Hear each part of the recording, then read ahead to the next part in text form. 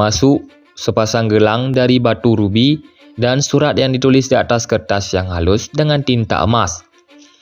Sir James pun dianugerahi gelar orang kaya putih. Sultan Aceh pun membalas surat dari Ratu Elizabeth. Pertama, berikut cuplikan isi surat Sultan Aceh yang masih disimpan oleh pemerintah Kerajaan Inggris tertanggal tahun 1585. Inilah maklumatnya.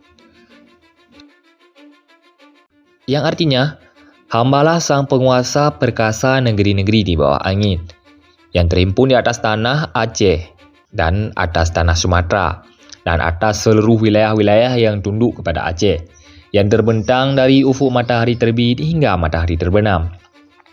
Jailah, hubungan yang mesra antara Aceh dan Inggris dilanjutkan pada masa